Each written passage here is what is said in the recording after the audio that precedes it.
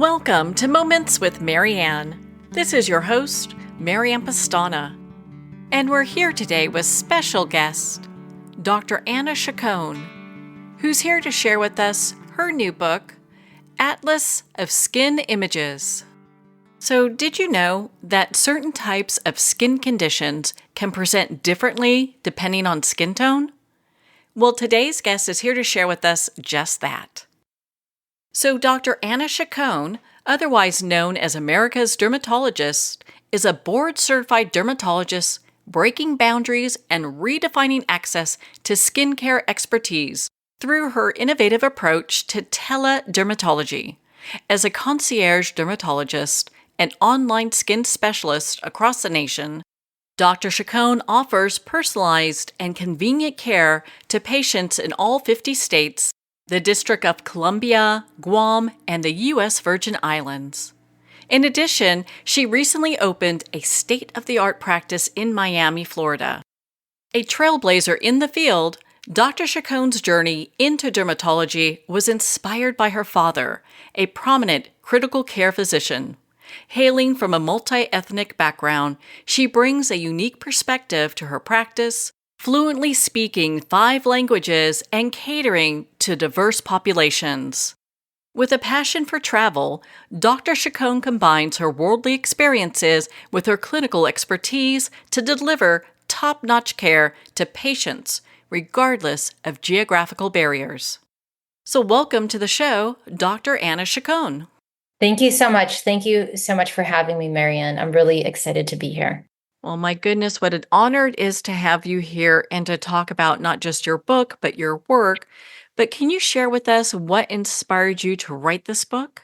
Yes, so it wasn't just me. It's a combination. I'm one of the main editors. It's also Dr. Jaggi Rao. He's a teledermatologist in Canada, and also Dr. Miller Monthrop. She's an icon in Canada and a dermatologist in terms of skin of color. She's very well known for that. So I'm the only American dermatologist in that was the editor. The book. I did provide a lot of images of mostly patients I had seen throughout the United States, in every state, because I do work in every state online. Just interesting cases. And we wanted to give examples of skin conditions in all skin types, because that is an area that's lacking in dermatology. And yes, we wanted to be able to provide images on that. So that's what inspired us to write the book. So what type of gap in dermatology were you looking to fill with this book? Diverse, yes. So we wanted to include, there's 6 skin types in dermatology. We wanted to include, they're called Fitzpatrick phototypes. Okay. And we wanted to include all of them because within a lot of dermatology texts, and there's classic dermatology texts like Fitzpatrick, Atlas of Dermatology, there's Bologna. These are classic dermatology textbooks. But we found that over the years they're lacking, not these books in particular, they've improved on it, but many dermatology textbooks and atlases, which we use to study dermatology, are lacking in skin of color. And this is very important for doctors because at least on maintenance of certification, not just your board certification, but maintenance of certifications, they'll ask you, we have a lot of questions. In fact, I think about a third of the questions are identifying conditions based on images. Okay, just that. So you'll be presented with an image and you'll know very little about the patient, and you'll need to say, okay, well, I think this patient has this condition based on the appearance. And so we have to study images a lot.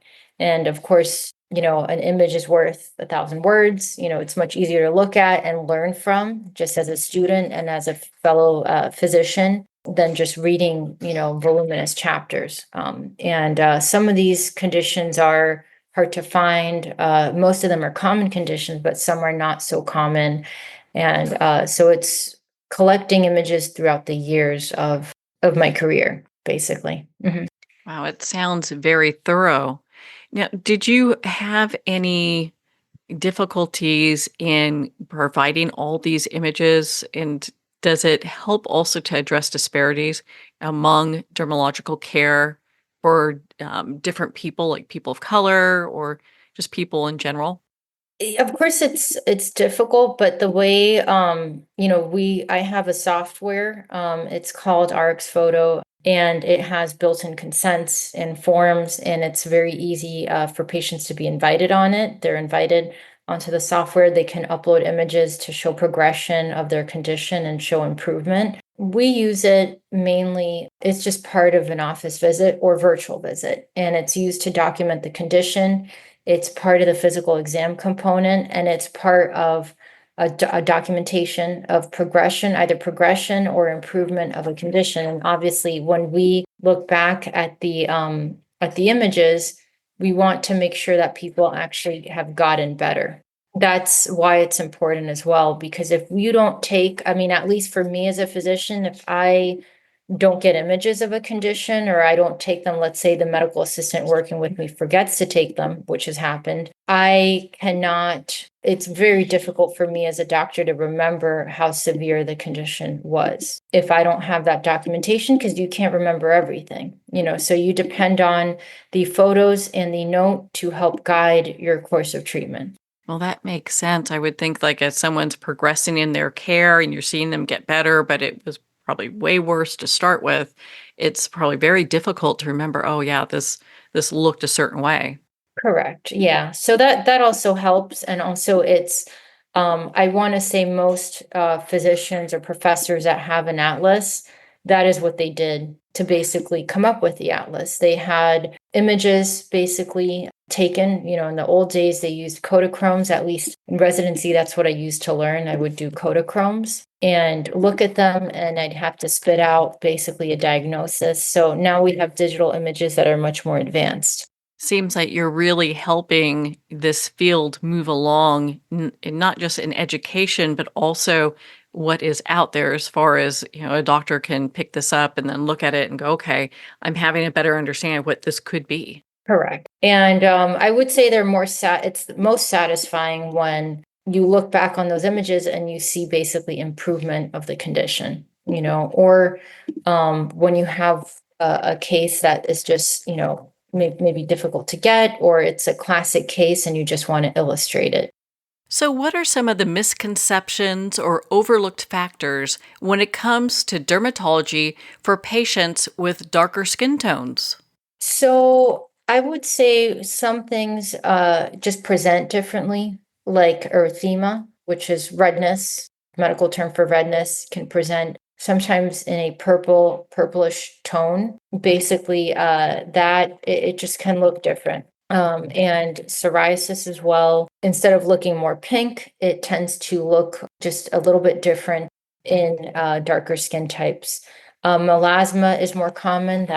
It's patches. It's usually symmetric, but it can be asymmetric, brown patches or hyperpigmented patches on the skin. That actually can present more commonly in darker skin types. And also, there's a lot of myths out there, like that the darker skin doesn't burn or is immune to skin cancer. We have seen skin cancer in darker skin types, and they can definitely get sunburns, and they do need sunscreen. Just because they have a darker skin tone doesn't mean they don't need sunscreen.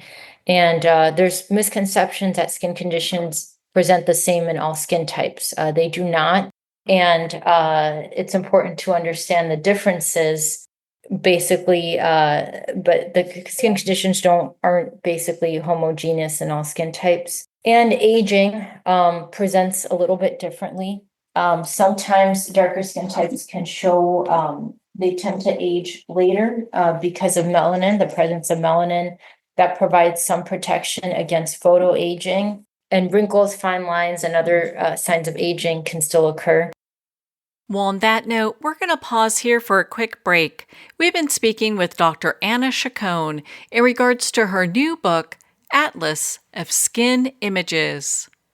You've been listening to Moments with Mary Ann. We'll be right back after these messages from our sponsors. Are you an author, speaker, or expert who is looking for more publicity? Visit radioguestlist.com and sign up for free interview requests from shows looking for guests. Radio Guest List is the #1 free booking resource for radio, podcasts, and TV talk shows who are looking for experts like you right now. Visit radioguestlist.com and sign up today to get the visibility you deserve. There comes a moment when you realize you're somewhere special. When you discover that each beautiful creature that you see has been rescued from a life of absolute horror and brought to this incredibly free place. Here's where their lives were forever changed and where yours will as well. Discover over 500 tigers, bears, and lions at the brand new visitor center at the Wild Animal Sanctuary just outside Denver. For more information, visit wildanimalsanctuary.org. Discover true freedom at the Wild Animal Sanctuary. It's one thing to become attached to your perfect home, but what do you do when that home becomes attached to you? A family in dire need of a fresh start, a mysterious house tied to the past. Buried deep within the foundation of the old Far Hill Manor lies a centuries-old secret. Dark forces or something stronger just waiting to be discovered. Caretaker, a supernatural thriller by breakout authors R.J. Halpert. Internationally recognized and award-winning author Judy Goodman works and teaches outside the box of limited thinking. Working with people from every walk of life, her goal is to empower you to be the best you can be, no matter what the challenge is. Born with the gift of seeing beyond our normal vision, she has an extraordinary gift of working with every challenge. Teaching beyond conventional wisdom, her work is described as life-changing. Visit judygoodman.com. That's judygoodman.com.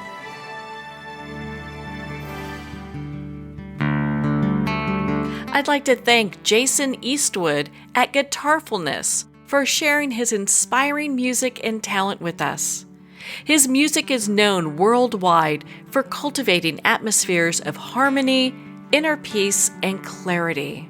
Visit Jason's website at guitarfulness.com. Join his newsletter, be part of his community, and download his music. Welcome back to Moments with Mary Ann. We're here today with special guest, Dr. Anna Chacon, who's here sharing with us her new book, Atlas of SkinImages. I was so impressed with your work in regards to indigenous dermatology. How has this shaped your perspective regarding care? Yeah, so we do have a really large indigenous population in the United States that has pretty much a lack of dermatologists, but also a lack of medical care, just difficulties in medical care in general. Where I first got into working with indigenous populations was in Alaska. I worked in northern Alaska and the Arctic for almost 2-3 years. And this was after I left Cleveland Clinic. I had seen an ad on Indeed, and I just randomly applied. And I was the first dermatologist to work in the Arctic. It's very remote. It's probably the most, to me, I'm very well traveled. I've traveled all over the world, but it's actually the most remote part of the United States is this area. There's no roads, there's no direct road access or water access because most of the ocean is frozen. So you have to fly in, usually to Anchorage, and then you have to take a 2-hour flight to northern Alaska. And then on bush planes, they're not regular planes. They're bush planes that are 2-seaters, or they have 10 seats, or just a limited number of seats. And a lot of times they can't fly because the weather is so bad and you can just see white outside of your window. And it becomes dangerous to fly in a lot of conditions in the wintertime, which is most of the year. It snows, I think, like 10 months out of the year, pretty much, except for July. You're going to see snow on the ground the whole year. And I was pretty impressed when I went up there by just the different conditions. Obviously, it's very cold. So there are conditions such as livido reticularis, which can get so bad it's permanent in some of the patients. Some of the patients have permanently purple skin because if they don't protect their skin well enough during cold weather, it could be permanently purple, actually. Okay, and it may not ever return back to its normal color. Other things, there's definitely a lot of frostbite. Um, there were a few deaths because of the cold weather. I think there was even, it might be just hearsay, but there was a doctor that died on the ocean trying to get back to the airport because of the freezing waters at one point. So it's a risky job, and there's even when you're on a bush plane going from one village to another to see patients, there have been planes that have actually disappeared and they have not been found because of the weather conditions. So that was new to me. I live in Miami, Florida, and I'm from here, so it's literally the polar opposite of the country. And that's what intrigued me about it the most, because you kind of always want what you can't have. And so I never had snow living here. And so that's one of the interests I had in going up there. What other things was I kind of shocked by is really the poverty in those areas was unlike something I've never seen before. It's a rural type of poverty. It's very expensive to afford basic things like chicken or laundry detergent. These things could be $30 up there because it's so hard to get items up there. Most of the population is indigenous, over 95%, and a lot of them do hunting for their food. They'll hunt whales, walrus, different types of fish, which is they do ice fishing because you can't just fish the regular way. And it's very, very difficult to build a home there. They usually build homes on stilts. It's flat, so most of northern Alaska, that was a shock to me as well, has no trees. It's actually too cold for a plant to grow. So there's no trees up there. If you see a piece of wood, you just have to assume that it came from somewhere else, like Russia, and just kind of floated over or got blown over to where you're seeing that piece of wood, because it's not natural to the environment. It's tundra, and the ground is frozen for many miles below your feet, and the ocean is too. So when you stand on the ocean, a lot of times you don't know if you're on water or on land because it's frozen. So yeah, that was pretty new to me and a very cool experience. What a just remarkable life experience you've had. And I think it really says a lot about just the work that you do. Traveled all over the place. You have worked with so many different people. And one of the things that you talked about that I was very interested in too is that you work online with people all over the US. Can you share about that with us? Yeah, so I'm a teledermatologist and dermatologist as well, and I call myself a teledermatologist because of the 53 licenses. It allows me to see patients online, and I really enjoy doing that. I think it's important for people, not just doctors, but everyone, to have the ability to do some sort of work from anywhere. And as doctors, I found that to be really hard in some cases. My first job, if I wasn't specifically at the clinic of the hospital, it was hard for me to basically work at all. And after COVID, it really sparked my interest in working remotely and being able to provide care even in rural areas. So I became licensed in all 50 states, DC, Guam, and the Virgin Islands. And there are some healthcare deserts that I become aware of while I do telehealth. Like, for example, I have patients in all parts of Alaska, Washington, Colorado, New Mexico, North Dakota, South Dakota. These are healthcare deserts where it's otherwise kind of difficult to see a physician, especially a dermatologist. And I also enjoy it. You get to meet people from all walks of life in all states, and I always learn something new when I'm seeing a new patient. So it's just something I enjoy. Administratively, it can be a lot of work. There are penalties if you miss renewals, and if you don't do certain things correctly. Each state has its own processes. They'll have CME requirements. So I've definitely taken a lot of CME. I have, I think, 400 hours in the past 2 years, something like that.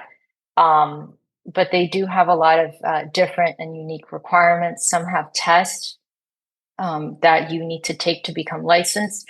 Others have signatures, like for example, Puerto Rico, you have to have two licensed physicians in Puerto Rico co-sign your application.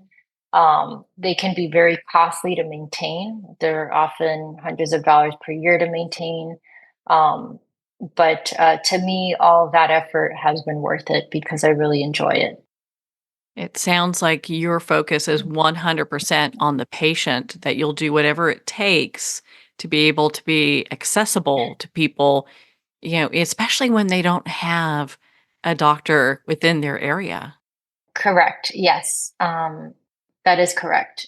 Yeah. So it's, uh, not everyone is necessarily open to telehealth. I think some of the older populations maybe are not as technology savvy, but it's become, more and more accepted. And I think for simple problems like refill request or check-ins, I think it's a very good option, and it saves people a lot of time and resources because, at least for me, before COVID and before the whole, telehealth revolution, I remember taking half a day off myself just to see a physician. And that, obviously is a burden on you as an employee. If you have another job elsewhere, you have to ask permission often in advance. And then the employer loses, basically an employee during that time, and you may or may not get your problem solved. So it really helped triage. It helps to triage a lot of things. I understand that you're fluent in 5 languages. Well, I would say I'm fluent in Spanish mostly through family, and growing up in Miami, it's very common to need to know Spanish to just get around the city because we do have a lot of Spanish speakers and a very large Spanish speaking population, even with our patients. And French, I studied in school when I was younger, and I I would go to boarding school in Switzerland for summers. And it's very similar to Spanish, so it's not very difficult to learn. And then in terms of Arabic and Hebrew, I learned it because I was a belly dancer. I used to be a professional belly dancer um, before medical school, and I started a belly dance company at Brown University where I went to school. Um, Eventually, in medical school, I got too busy and had to have someone else take the lead. But I learned those languages because it's a very popular sport in in North Africa and the Middle East. And of course, there's many belly dancers in places like Egypt, Morocco, Turkey, Lebanon, Israel. It's a very common thing for people to learn. And I did study abroad in Israel in medical school through a scholarship. There was a very nice family that gave me a scholarship to do rotations there. And some of the rotations, it was mandatory. It was actually all in Hebrew. So I either had to learn or I failed. So I took classes and did medical rotations at the same time. Sounds Yeah. like a lot that you have experienced and been through. And I'm, again, just so impressed with not only the work that you do, but your background. What a great background. Well, Dr. Chacon, where can our listeners connect with you and be part of your community and not only learn about your new book, but to make a virtual dermatology appointment as well? Yes. So I want to say for the book, I can give you the website where people can basically purchase the book. But in terms of where people can make an appointment, you can definitely make an appointment through my website, drannachacon.com. And we also have a database of images. It's the skinimages.ca, and it's through Chronicles. It's a publishing company. They created this database. Is this book more for practitioners, or can anyone use this? It would be for pretty much anyone. It's actually the great thing about Atlas is anyone can learn from just looking at an atlas. A patient, other physicians. As I mentioned, I think for us it's essential because we're tested on it on an ongoing basis. Residents and other primary care physicians as well. Anyone who's in primary care, whether it's a nurse practitioner, an RN, another physician, and also the public, because atlases for me are probably the most fun part about learning because it's very visual. Well, Dr. Chacon, thank you so much for taking the time to be on the show with us here today. Okay, thank you so much. It was great being on the show, and I really enjoyed speaking with you. Well, thank you. Make sure to visit Dr. Anna Chacon's website to learn more about her book, Atlas of SkinImages, and to schedule your private teledermatology appointment with her. Well, we're at the end of our time today. I'd like to thank everyone for tuning in. You've been listening to Moments with Mary Ann, where we make every moment count.